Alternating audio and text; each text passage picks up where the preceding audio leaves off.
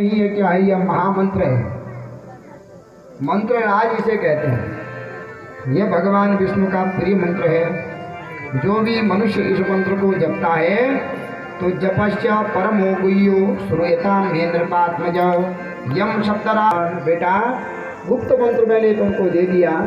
जो भी 7 रात्रि तक इस मंत्र का जप करता है तो पुमान पश्च की खेचरान, खे माने आकाशे, खे चरती थी खेचरा, आकाश में उड़ने वाले जो देवता हैं सिद्ध गंधर्व हैं, 7 रात्रि तक जो इस मंत्र का जप करता है 8वें दिन से उसको उड़ने वाले देवता दानव गंधर्व मानव आदि दिखने लग जाते हैं, सिद्धि प्राप्त हो जाती है।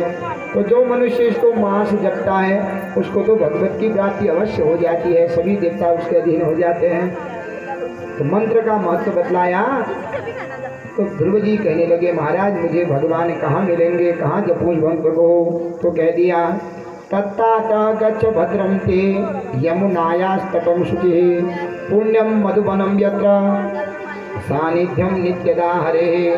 बेटा भगवान का नित्य निवास कहाँ है? वृंदावन में, मधुवन में। वृंदावन में भी एक मन है, निधिवन कहते हैं। उस निधिवन में भगवान नित्य राधा जी के साथ राज करते हैं, तो भगवान का वास वहीं है। तो वृंदावन में चले जाएं, इस मंत्र को जब अवश्य तुझे भगवत की प्राप्त हो जाएगी। नारद जी मंत्र लेकर के चले गए।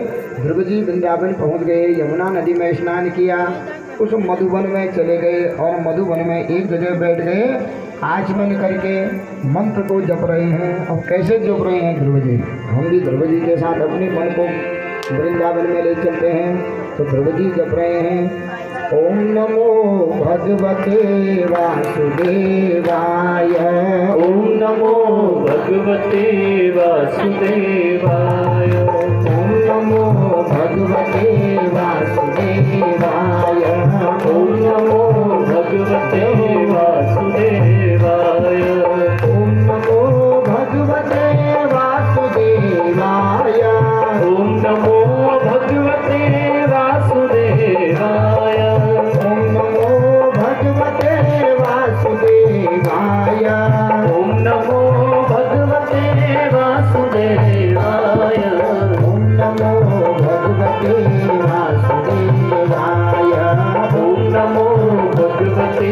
वासुदेवाय, ओम नमो भगवते वासुदेवाय, ओम नमो भगवते वासुदेवाय, वासुदेवाय हरि नंदनाय, वासुदेवाय हरि नंदनाय, वासुदेवाय हरि नंदनाय, नंदनाय यशोदानंदनाय, नंदनंदनाय यशोदनंदनाय, नंदनंदनाय यशोदानंदनाय, नंदनंदनाय यशोदनंदनाय, ओम नमो भगवते वासुदेवाय, ओम नमो भगवते वासुदेवाय, ओम नमो भगवते वासुदेवाय, ओम नमो भगवते वासुदेवाय, ओम नमो भगवते वासुदेवाय, ओम नमो भगवते वासुदेवाय। तो इस मंत्र को जप रहे हैं। कहते हैं यह मंत्र का राजा है, मंत्र तो जपना चाहिए, बिना मंत्र वाला क्या होता है? अपवित्र होता है। गुरु बना करके मंत्र जपो, पर किसी पर श्रद्धा अगर नहीं हो रही है, गुरु बना करके अश्रद्धा नहीं करनी है गुरु पर। बिना मंत्र की कथा आप आगे सुनेंगे कि एक बार नारद जी ने जब तक दीक्षा नहीं ली थी तो नारद जी भी अपवित्र थे। इसलिए दीक्षा माने मंत्र अवश्य लेना चाहिए। जब उम्र हो जाती है तो उम्र के साथ बुढ़ापे में जब अवश्य करना चाहिए तो मंत्र अवश्य लेना चाहिए। तो मंत्र अगर किसी अच्छे जहाँ पर तुम्हारी श्रद्धा है, जो ज्ञानी है उनसे लो। अगर ऐसा नहीं मिल रहा है तो क्या करो? भगवान नारद जी को अपना गुरु मानो और इस द्वादशात्मक मंत्र को जपो, तो इससे ही सिद्धि की प्राप्ति हो जाती है। तो पहले महीने में इस प्रकार जप रहे हैं। तो त्रिरात्रांते कपित्थ बदरासन आत्मवृत्त्यानुसारेण मासम निन्ने अर्चयन हरि। पहले महीने में 3 दिन तक इसी मंत्र को जप रहे हैं। 3 दिन बाद एक बार उठे, स्नान आदि किया, जो पके हुए फल हैं उनको खाया, पानी पी, और ऐसा करने के बाद और बैठ जाते हैं। तो पहले महीना बीत गया, 3-3 दिन में उठ रहे हैं, दूसरे महीने में 6-6 दिन में उठे, खाना छोड़ दिया, केवल सूखे पत्ते खा रहे हैं। तीसरे महीने में 9-9 दिन में एक बार उठ रहे हैं, सूखे पत्ते खाने भी छोड़ दिया, उठे 9 दिन में, पेट भर पानी पिया, बैठ जाते हैं। चौथे महीना लग गया, 12 दिन में एक बार उठते हैं, जोर से लंबी सांस लेते हैं और अपने आसन पर बैठ जाते हैं। 5वां महीना लगा तो उठना बैठना खाना यहाँ तक कि सांस लेना भी छोड़ दिया। देवता लोग जो श्वास ले रहे हैं ऑक्सीजन, उसमें से आधा श्वास ले रहे हो, आधी श्वास ध्रुव खींच लेना है। अगर भगवान विष्णु ने जाने में विलंब कर दिया, कहीं ऐसा न हो तुम्हारा संपूर्ण प्राण वायु श्वास वह ले लें। दौड़े दौड़े सब भगवान विष्णु के पास गए, महाराज आप जाइए दर्शन दीजिए। तो भगवान विष्णु ध्रुव के पास गए, बेटा उठ, तुझे क्या मांगना है मांग। और ध्रुव जी को बाहर से भूल गए, अंदर ही हृदय में भगवान विष्णु की मूर्ति बैठा करके ध्यान कर रहे हैं, जप कर रहे हैं। बहुत प्रयास किया, धूप लगाई, बारिश कर दी, ध्रुव जी को बाहर से कुछ हो ही नहीं। भगवान समझ गए कि इसके हृदय में मेरा वास है। अपनी जो छटा है, भगवान ने अपनी मूर्ति निकाली बाहर, जैसे ही तो ध्रुव जी तड़प गए, जैसे जल से बाहर आकर के मछली तड़पती है, उसी प्रकार ध्रुव जी तड़प गए। आंखें खोले तो देखा क्या, सामने साक्षात भगवान विष्णु है। मांगना बहुत कुछ चाहते हैं पर बोलना ही नहीं आता। याद आया कि मेरे गुरुजी नारद जी ने ठीक कहा, पहले पढ़ लेता, लिख लेता, कुछ ज्ञान आ जाता तो आज मांग लेता। तो भगवान है पर मांगना ही नहीं आ रहा है। भगवान तो अंतर्यामी है। तो भगवान ने पर सबालम कृपया कपोले, भगवान समझ गए कि कुछ मानना चाहता है, बोलना चाहता है। वाणी इसकी क्या हो गई है, सोई हुई है, सुप्ताम सोई हुई वाणी है, बोल नहीं पा रहा है। अपना शंख पकड़ा, ध्रुव जी के पर सबालम कृपया कपोले, कपोल माने गाल में, उस शंख को स्पर्श कर दिया तो जितना भी वेद पुराण शास्त्र हैं वह उनके कंठस्थ हो गए। तो 13 श्लोकों में ध्रुव जी ने बड़ी ही सुंदर व्याख्या की। यो अंतम प्रविश्य मम वाचमिमां प्रसुप्ताम, इमाम वाचाम प्रसुप्ताम, महाराज मेरी जो वाणी सोई हुई थी आपने क्या कर दिया, अलंकृताम, उसको अलंकृत कर दिया है। भगवान मांगना तो बहुत कुछ चाहता था पर बिना मांगे आपने मुझे इतनी चीज़ दे दी, तो अब मैं यही चाहता हूँ कि आप मुझे अपने साथ अपने दिव्य धाम को ले चलें। भगवान कहते बेटा अभी थोड़ी ले चलूँ, 13,000 वर्ष तक तो राज्य के साथ लड़ाई हो गई, तो किसी यक्ष ने इनको मार दिया। ध्रुव जी को पता चला तो वन में जाकर के यक्षों के साथ युद्ध करने लगे। 13 लाख यक्षों को ध्रुव जी ने मार दिया। मनु महाराज आए, बेटा ये तेरा कर्म नहीं है, तू तो भगवान का भक्त है फिर भी ऐसा पाप कर रहा है, बेटा तेरा काम मारना नहीं है, इसलिए तू ऐसा कर्म मत कर। तो उन्होंने धनुष बाण आदि छोड़ दिए। तो समय आने पर जब ध्रुव जी के वत्स और उत्कल नाम के पुत्र हुए तो ध्रुव जी वैराग्य हुआ, हरिद्वार में अपने पुत्र को गंगा जो है राजगद्दी पर बैठा करके गंगा नदी के तीर पर जा करके ध्रुव जी जप करने लगे। अंतिम समय आया तो भगवान इनको लेने आए। अब जैसे ही ध्रुव जी उस विमान पर जाने लगे, और देवताओं का जो विमान होता है वह पृथ्वी को स्पर्श नहीं करता है, अब ऊपर चढ़ने लगे तो उनके सामने काला कलूटा पुरुष आ गया वहाँ पर। अरे महाराज पहले मुझे स्वीकार करो फिर जाओगे। तो ध्रुव जी कहते तुम कौन हो? तो वो पुरुष कहता है महाराज मेरा नाम मृत्युदेव है, और ये लोक क्या है, यह मृत्यु लोक है, जो यहाँ आता है वो मुझे स्वीकार करके ही जाता है, सशरीर कोई नहीं जाता। इसलिए महाराज तुम मुझे स्वीकार करो। ध्रुव जी कहते हैं तुम ही मुझे स्वीकार करो। मृत्युदेव कहता है मेरी ऐसी हिम्मत नहीं कि भगवान के भक्तों को मैं स्पर्श कर सकूं, आप ऐसा करो मुझे स्पर्श करो। तो ध्रुव जी कहते हैं तो सिर नीचे कर। मृत्युदेव ने जैसे ही सिर झुकाया तो मृत्यु और मूल ध्रुव जी विमान पर बैठ गए हैं, और जब जाने लगे तो ध्रुव जी का मुख लटक गए, रोने लगे। भगवान कहते हैं अरे वैकुंठ आने के लिए सब तड़पते हैं, खुशी मनाते हैं, तो वैकुंठ आने के लिए रो रहा है। रोने वाले लोग वहाँ नहीं चाहिए, वहाँ तो हंसने और हंसाने वाले लोग चाहिए। रोने वालों के लिए तो नरक होता है, हंसने वाले जो हैं जो खुद भी हंसते हैं दूसरों को भी हंसाते हैं वही स्वर्ग जाते हैं। वहाँ तो बढ़िया अप्सराओं का नाच होता है, गंधर्वों का गान होता है। तू वहाँ रोएगा तो हमारी बढ़िया हंसी हो रही है, कहीं पर एक रोने वाला आ जाएगा तो संपूर्ण सभा को क्या कर देता है, बिगाड़ देता है। इसलिए हंसने वालों के लिए स्वर्ग है, तू तो रो रहा है। क्यों रो रहा है बता? तब ध्रुव जी रोते हैं, महाराज मैं अपने लिए नहीं रो रहा हूँ। जिस माँ ने मुझे कितने परिश्रम से कठोर तप करके मुझे पाला, जब मैं गर्भ में था मेरे पिताजी ने मेरी माँ को निकाल दिया था। मेरी माँ ने साधु संतों की सेवा करके मुझे पाला, ज्ञान दिया। आज मैं स्वर्ग को जा रहा हूँ और मेरी माँ बेचारी तो अभी तक पृथ्वी लोक पर है। जिस माँ ने कष्ट से मुझे पाला, ज्ञान दिलाया और आपसे मिलाया, और वह माँ जैसी की तैसी, और मैं स्वर्ग जा रहा हूँ। मैं क्या करूँगा स्वर्ग जा करके? महाराज मेरी माँ के ऊपर भी तो दया करो। भगवान भी रोने लग गए। धन्य है तुझे जैसा पुत्र। आदमी को थोड़ा धन संपत्ति मिल जाए तो वह अपने को भूल जाता है। तू स्वर्ग जा रहा है फिर भी अपनी माँ की याद कर रहा है। धन्य है वह माँ जिसने तुझे जन्म दिया बेटा। तुझ जैसा पुत्र जिसके गर्भ से होता है, उसके माता पिता कभी पृथ्वी में रहते हैं क्या? उसके माता पिता देख, आगे वाला जो विमान है उस विमान पर तुझसे पहले तेरी माँ जो है स्वर्ग जा रही है। तो ध्रुव जी बड़े प्रसन्न हुए। धन्य है भगवान, आपने मेरा उद्धार तो कर ही दिया, मेरी माँ को भी आप स्वर्ग ले जा रहे हैं। तो स्वर्ग में गए, अपनी माँ को प्रणाम किया कि माँ आज आपकी ही जो मैंने आपने विद्या दी थी, जो सही मार्ग बताया, उस मार्ग पर मैं चला तो उसी का कारण आज मैं स्वर्ग पहुंच गया हूँ। आप तो स्वर्ग की अधिकारी हैं ही हैं, लेकिन आपका मार्ग अनुसरण करके मैं भी आज स्वर्ग पहुंच गया हूँ। आप धन्य हैं। रोने लगे ध्रुव जी। तो माँ ने भी आलिंगन किया। धन्य है तुझे जैसा पुत्र कि तूने मेरी आज्ञा मानी और तेरे कर्म के कारण मैं भी तेरे कारण पूजनीय हो गई हूँ।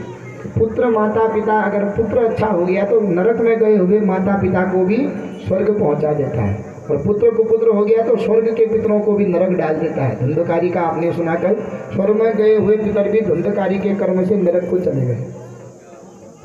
तो देवताओं ने जो है ध्रुव का स्वागत किया। भगवान ने एक अटल लोक दे दिया ध्रुव को और कहा कि इस लोक का तू ही राजा बनेगा। तो ध्रुव जी आज भी भगवान की भक्ति के कारण उत्तर दिशा में एक अटल लोक है, और ध्रुव तारे के रूप में आज भी देवताओं के समाज में सदा और सर्वदा पूजे जा रहे हैं। बोलिए सच्चिदानंद भगवान की। तो यह होता है भगवान की भक्ति का कर्म कि ग्लानि से उन्होंने भगवान को भजा। ध्रुव सगलानि जपेहु हरिनामा। गलानी से अपनी सौतेली माँ के वचनों को मान करके कि भगवान को प्राप्त करूंगा, गद्दी पर बैठूंगा, इसके लिए गलानी से भगवान को जपा, और उसी जप के द्वारा आज ध्रुव जी देवताओं के द्वारा पूजित हो रहे हैं। तो आगे का वंश कैसे हुआ और कल की कथा में आप श्रवण करेंगे। अंदर भोग लग रहा है, भोग लगने दीजिए, आरती होगी, सभी लोग शांति व्यवस्था करें। प्रसादी जात चक्षो सूर्यो अजायत, रुद्राद्वायुष प्राणिश मुखात् अग्निरजायत।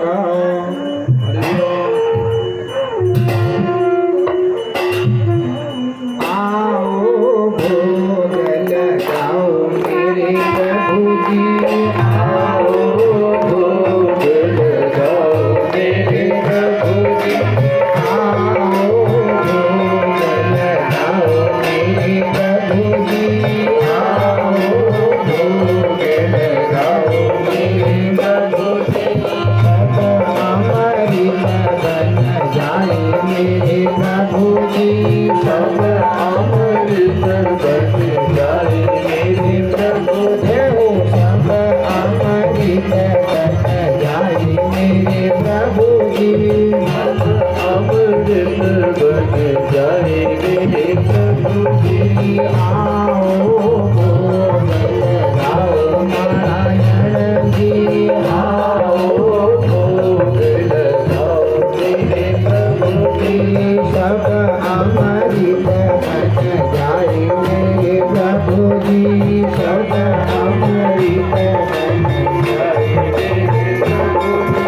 सबरी के बेर सुदामा के तंडुला, सबरी के बेर सुदामा के तंडुला, सबरी के बेर सुदामा के तंडुला, सबरी के बेर सुदामा के तंडुला। रुचि रुचि भोग लगाओ मेरे प्रभु जी, रुचि रुचि भोग लगाओ मेरे प्रभु जी, रुचि रुचि भोग लगाओ मेरे प्रभु जी, रुचि रुचि भोग लगाओ मेरे प्रभु जी।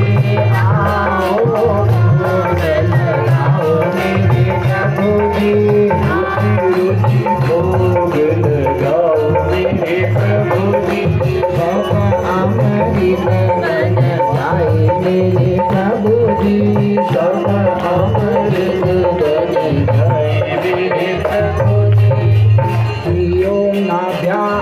वेदन्तरिक्षगं श्रीमूर्त्यो सर्ववर्ततः पद्भ्यां भूमिर्दिशा लोकान् तथा लोकान् अकल्पयन् ॐ इदं हरिः प्रजननं मे अस्तुदशवीरकं सर्वगर्भं तस्यै आत्मसरिप्रजाध्वनि वधुवनि लोकसन्नि वैवनि अग्निहत्यां बहुनां मे करोत्तमं परिवृतो अस्मासु धर्मा